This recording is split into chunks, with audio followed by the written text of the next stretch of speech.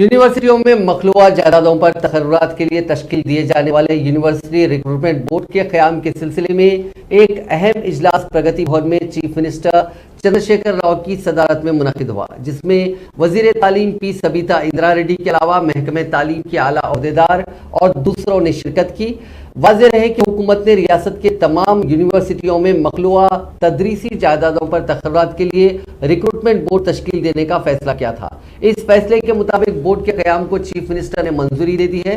مستقبل میں ریاست کے تمام یونیورسٹیز میں پروفیسرز، اسسٹنٹ پروفیسرز اور دیگر تدریسی زمرے کی جائیدادیں اس بورڈ کے ذریعے پر کی جائیں گی، جبکہ غیر تدریسی staff Telangana public service commission کے ذریعے بھرتی کیا جائے گا۔ بتایا گیا کہ ریاست کے مختلف یونیورسٹیز میں professor, associate professors, assistant professors کی 1062 جائیدادوں پر تقررات کے لیے حکومت نے سال 2017 میں ہی منظوری دے دی تھی۔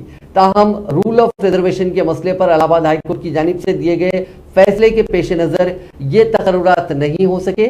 تدریسی جائیدادوں پر تقررات کی پالیسی کا مطالعہ کرنے کے لیے Telangana council for higher education نے ایک کمیٹی تشکیل دی تھی۔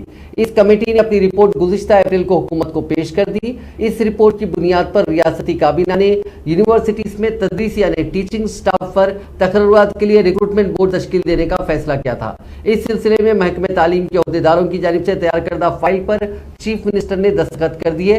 بتایا گیا کہ فی الوقت ریاست کے تمام یونیورسٹیز میں پروفیسرز اور دیگر تدریسی سٹاف کی 20 جائیدادیں مخلوعہ ہیں، جن میں سب سے زیادہ عثمانیہ یونیورسٹی میں 872، JNTU میں 347، کاکتیہ میں 299، تلنگانہ یونیورسٹی میں 74، مہاتما گاندھی میں 35، ستواہنا یونیورسٹی میں 45، JNAF AU میں 34 اور تیلگو یونیورسٹی میں 66 جائیدادیں خالی ہیں۔